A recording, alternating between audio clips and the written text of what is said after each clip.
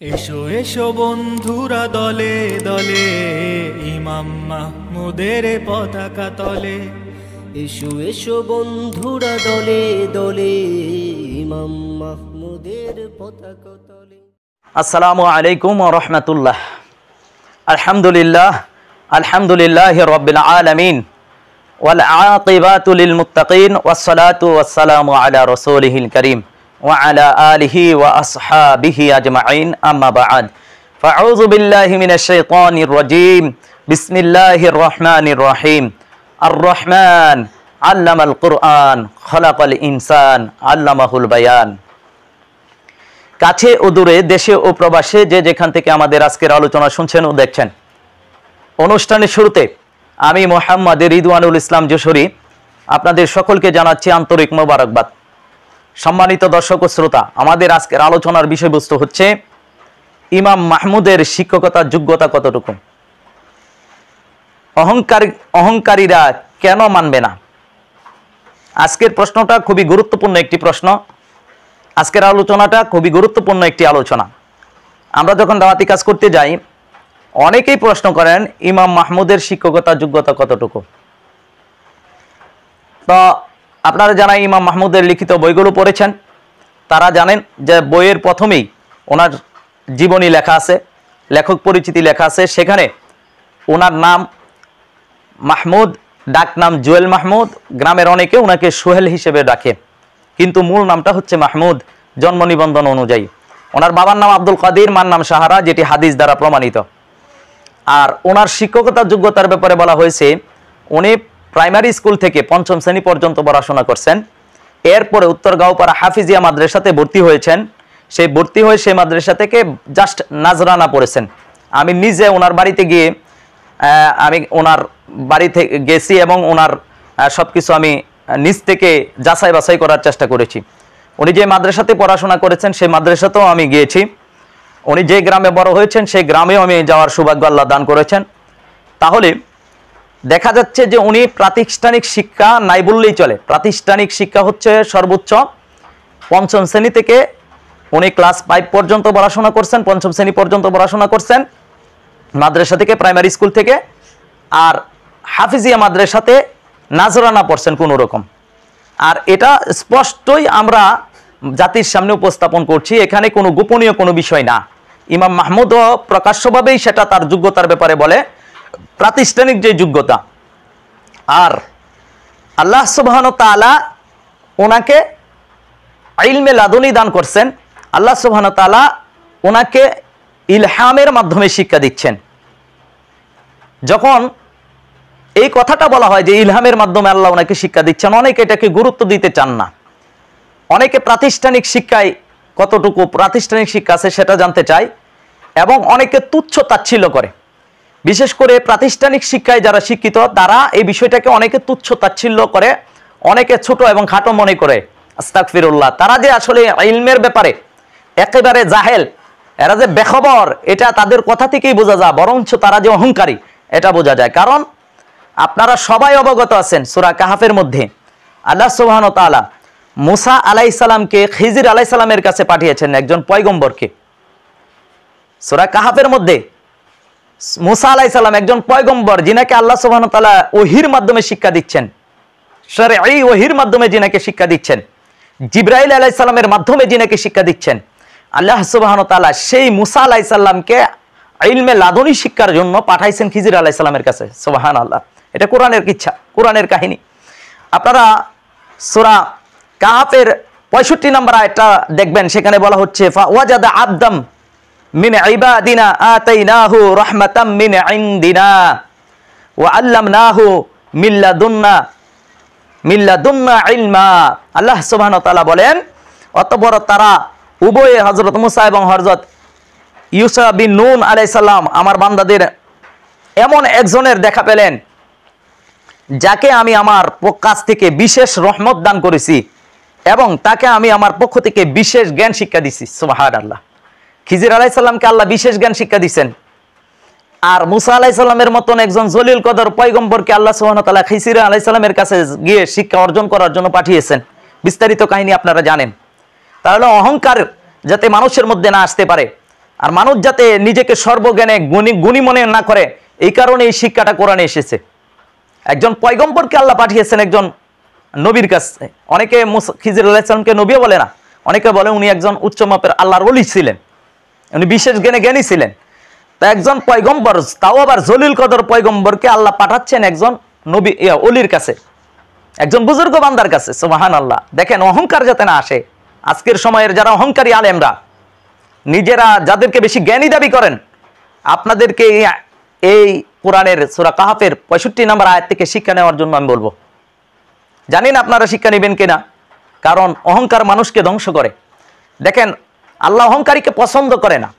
আল্লাহ যখন আদম আলাইহিস সালামকে সৃষ্টি করলেন, আল্লাহ সুবহানাহু ওয়া তাআলা সমস্ত ফেরেশতাদেরকে বললেন উসজুদু লি আদম, তোমরা আদমকে সিজদা করো।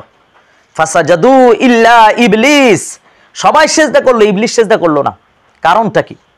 ইবলিসের মধ্যে অহংকার ছিল, ইলমের অহংকার ছিল, আমলের অহংকার ছিল।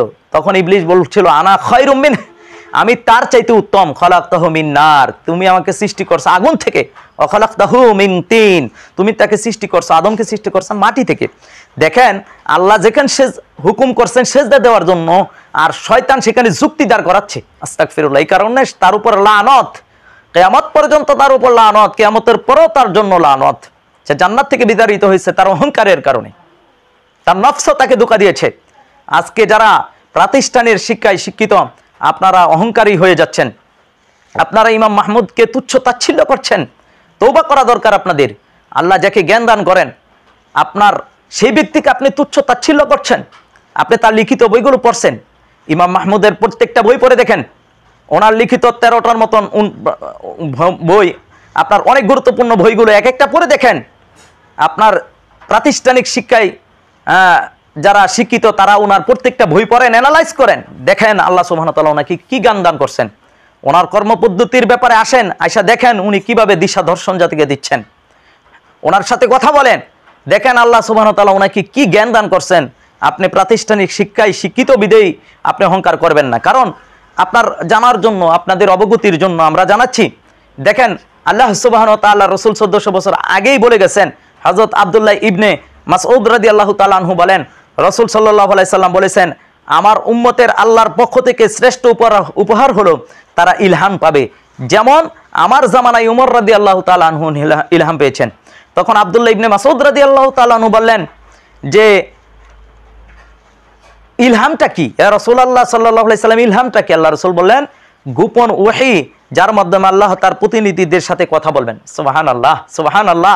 আরেকটা হাদিস দেখেন, হযরত আবু মাসউদ উকবা ইবনে আমর আনসারী আল বদরি রাদিয়াল্লাহু তাআলা আনহু বলেন, রাসূল পাক সাল্লাল্লাহু আলাইহি সাল্লাম বলেছেন, পূর্ববর্তী যুগে আল্লাহ তাআলা বনি ইসরাইলের নিকট 12 জন ইমাম পাঠিয়েছেন, 12 জন ইমাম পাঠিয়েছেন, আর তারা ছিল ওহীপ্রাপ্ত। আর আমার উম্মতের মধ্যেও 12 জন ইমাম থাকবে যারা আল্লাহর নির্দেশ পাবে, সুবহানাল্লাহ, ইলহাম পাবে। এই 12 ইমামের অন্যতম হচ্ছে ইমাম মাহমুদ এবং মাহদি। ওনারা আল্লাহ সুবহানাহু ওয়া তাআলার পক্ষ থেকে ইলহাম পাবে। ইলহামটা কি? গোপন ওহী। অনেকে তো এই কথা শুনলে তেলে বগিনে জেগে ওঠেন, জ্বলে ওঠেন। অনেকে বলেন যে ইমাম মাহমুদ নাকি নবী দাবি করছে। না, আউযুবিল্লাহ, এটা বড় ধরনের একটা মিথ্যাচার। ওনার উপর মিথ্যাচার। উনি কখনো নবী দাবি করে নাই, নবুয়ত দাবি করে নাই, বরঞ্চ উনি বেলায়েতদারী, বেলায়েত প্রাপ্ত। আল্লাহ সুবহানাহু ওয়া তাআলা ওনাকে ইলহামের মাধ্যমে আল্লাহ সুবহানাহু ওয়া তাআলা ওনাকে শিক্ষা দেন। এই ব্যাপারে আপনাদের সামনে আরেকটু গুরুত্বপূর্ণ কথা বলা লাগে, যে অনেকে বলেন ইলহাম কিভাবে হয়। যার কাছে হয় তিনিই সেটা জানেন। তারপর আমরা কোরআন সুন্নাহ থেকে গবেষণা করে যতটুকু পেলাম সেটাই আপনাদের সামনে উপস্থাপন করি। এ সম্পর্কে পবিত্র কোরআনুল কারীমের অন্যতম সূরা, সূরা তোহার 38 নং আয়াতের ব্যাখ্যায় তাফসিরে মারিফুল কোরআনের মধ্যে মুফতি শফি সাহেব 850 পৃষ্ঠা কুট করেন, ভালো করে নোট করেন। সেই সমস্ত আলেমরা ভালো করে কুট করেন, নোট করেন। 850 পৃষ্ঠার মধ্যে লেখা আছে নবী রাসূল নয় এমন ব্যক্তির কাছেও কি ওহী আসতে পারে। সেখানে বলা হয়েছে হ্যাঁ, নবী রাসূল নয় এমন ব্যক্তির কাছেও ওহী আসতে পারে। কারণ ওহী হলো দুই প্রকার, একটা হচ্ছে আবিধানিক অর্থে ওহী, আর একটা হচ্ছে পারিভাষিক অর্থে ওহী। আবিধানিক যে ওহীটা, এটা কিয়ামত পর্যন্ত আসবে, এটা আসবে ইলহামের আকারে, ভালো করে বুঝেন আলোচনা। পারিভাষিক অর্থে যে ওহী, সেটা কিয়ামত পর্যন্ত আসবে না। শারঈ যেটা, এটা বন্ধ হয়ে গেছে, নবুয়তের ওহী আর কোনোদিন আসবে না। আর শারঈ ওহী বন্ধ, কিন্তু লাগভী ওহী যেটা, এটা আসবে, এবং এটা আসবে ইলহামের কারণে। এ ধরনের আবিধানিক ওহী সাধারণত ইলহামের আকারে হয়ে থাকে, অর্থাৎ আল্লাহ তাআলা কারো অন্তরে কোনো বিষয়বস্তু জাগ্রত করে দিবেন এবং তাকে নিশ্চিত করে দিবেন এটা আল্লাহ তাআলার পক্ষ থেকে। এই কথাটা আবার কুট করেন, আল্লাহ তাআলা কারো অন্তরে কোনো বিষয়বস্তু জাগ্রত করে দিবেন এবং এটা নিশ্চিত করে দিবেন যে এটা আল্লাহ তাআলার পক্ষ থেকে। সুবহানাল্লাহ। শয়তানের পক্ষ থেকে যে ওহী আসে সেটা বোঝা যা, সেটা থাকবে শরীয়ত বিরোধী, সেটার মধ্যে থাকবে বক্রতা, সেটার মধ্যে কুফুরি, সেটার মধ্যে থাকবে কুফুরি, যেমনটা মোহাম্মদ কাসিমের কাছে আসা হয়, আসে ওইটার মধ্যে বক্রতা আছে, কুফুরি আছে, শরীয়ত বিরোধী কথা আছে। ইমাম মাহমুদের কাছে যে ইলহাম আসে সেটা শরীয়ত সম্মত, কোরআন সুন্নাহ সম্মত, এটার মধ্যে বক্রতা নাই, কুফুরি নাই। চ্যালেঞ্জ আমি, ওনার ইলহামের মধ্যে আপনি কোনো শরীয়ত বিরোধী কোনো বিষয় দেখাইতে পারবেন না ইনশাআল্লাহ। তাহলে দেখেন আল্লাহ তাআলার পক্ষ থেকে যেটা আসে ওইটা হচ্ছে আপনার সাধারণত ওহী বলা হয়েছে তাফসিরে মারিফুল কোরআনে, কিন্তু আমরা বলি ইলহাম। এই ইলহামটা ওলি আল্লাহগণ সাধারণত এই ধরনের ইলহাম লাভ করেছেন। সুবহানাল্লাহ। তাফসিরের মধ্যে বলা হচ্ছে ওলি আল্লাহগণ সাধারণত এই ধরনের ইলহাম লাভ করেছে, বরং আবু হাইয়ান ও অন্যান্য কিছু সংখ্যক আলেম বলেছেন যে এ জাতীয় ওহী মাঝে মাঝে ফেরেশতাদের মাধ্যমে হতে পারে। সুবহানাল্লাহ। যেটা ইলহামের আকারে আসে তাফসিরে মারিফুল কোরআনের 850 পৃষ্ঠার মধ্যে বলা হচ্ছে, কুট করেন। আপনারা বলেন দলিল ছাড়া আমরা কথা বলি, তাহলে দলিল নেন। তাফসিরে মারিফুল কোরআনের 850 পৃষ্ঠার মধ্যে বলা হচ্ছে আবু হাইয়ান রহিমাহুল্লাহ এবং কতিপয় আলেম বলছেন যে এই ধরনের ওহী মাঝে মাঝে ফেরেশতাদের মাধ্যমে আসতে পারে। সুবহানাল্লাহ। সুতরাং এগুলো দলিলের বাহিরে আমরা কোনো কথা বলি না। আবিধানিক ওহী কিছু সংখ্যক আবিধানিক ওহী সর্বকালেই জারি আছে এবং থাকবে, কিন্তু নবুয়াত ও নবুয়াতের ওহী শেষ নবী মুহাম্মদ সাল্লাল্লাহু আলাইহি সাল্লামের পর্যন্ত এসে শেষ হয়ে গেছে। আমরা বলি আবিধানিক করতে যে ওহীটা যেটা ইলহামের আকারে আসে এটা কিয়ামত পর্যন্ত আসবে ইনশাআল্লাহ। হ্যাঁ, এখানে আবার ধোঁকা খাওয়ার কোনো সুযোগ না। আরেকটা কথা আমি বলে রাখি, এটা গুরুত্বপূর্ণ কথা। একই সময়ে মনোনীত বান্দা আল্লাহর পক্ষ থেকে কেবল একমাত্র একজনই থাকবেন, ভিন্ন কেউ আল্লাহর পক্ষ থেকে ওহিয়ে লাগভি যেটা এটা পাবে না। একমাত্র আল্লাহর মনোনীত বান্দা 12 ইমামের যারা তারাই আসবে। যেমন ইমাম মাহমুদের কাছে আসতেছেন, ইমাম মাহদি যখন আত্মপ্রকাশ ঘটবে তখন ইমাম মাহমুদের ইলহাম বন্ধ হয়ে যাবে, তখন আর ওনার কাছে ইলহাম আসবে না। সুবহানাল্লাহ।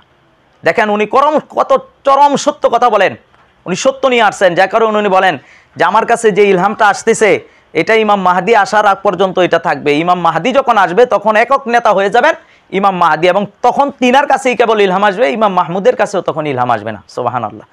তো যারা সত্য সন্ধানী তারা বুঝতে পারছেন আল্লাহ প্রদত্ত ইলমের জ্ঞানী যারা হয় তাদের প্রাতিষ্ঠানিক শিক্ষা থাকে না। আপনাদের আজকে যারা অহংকারী আলেম, আপনাদের কাছে আমার প্রশ্ন, সম্মানের সহিত প্রশ্ন করি যে মুহাম্মদ সাল্লাল্লাহু আলাইহি সাল্লাম কোন ভার্সিটি থেকে পড়াশোনা করছেন?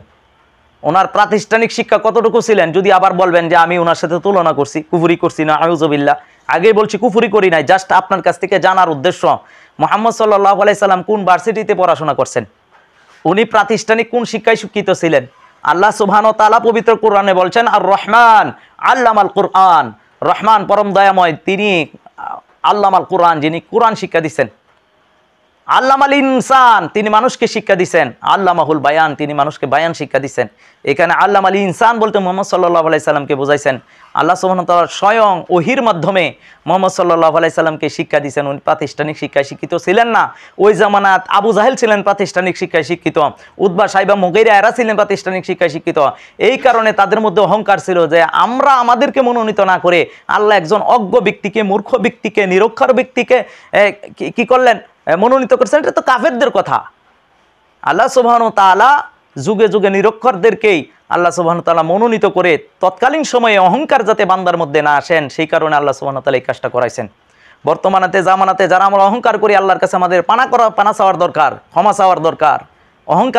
অহংকারীকে আল্লাহ পছন্দ করেন না। ইলমের অহংকার হোক, আমলের অহংকার হোক, নেতৃত্বের অহংকার হোক, আমিত্ব যা কিছু আসে এগুলো আল্লাহ পছন্দ করেন না। আল্লাহর মনোনীত বান্দা, আল্লাহ যাকে পছন্দ করছেন তাকে মেনে নেওয়ার মধ্যেই আছে কল্যাণ। আপনি যদি তাকে মেনে নিতে পারেন তাহলেই সম্মান ইজ্জত পাবেন, না হলে লাঞ্ছিত হয়ে যাবেন, অপদস্থ হবেন। আসুন আমরা আমাদের অবস্থান থেকে সত্যকে উপলব্ধি করার চেষ্টা করি। এবং সর্বশেষে একটা কথা বলে শেষ করি যে কাজী নজরুল ইসলাম কোন প্রাতিষ্ঠানিক শিক্ষা তার কতটুকু ছিলেন? মাত্র 8ম শ্রেণী পাস একটা ছেলে, অথচ তার লেখা আজকে অনার্স, মাস্টার্স, ডিগ্রি সব জায়গাতে পড়াশোনা করানো হয়। বড় বড় ভার্সিটিতে পড়ানো হয়। অথচ আজকে আমরা এগুলো বোঝার চেষ্টা করি না।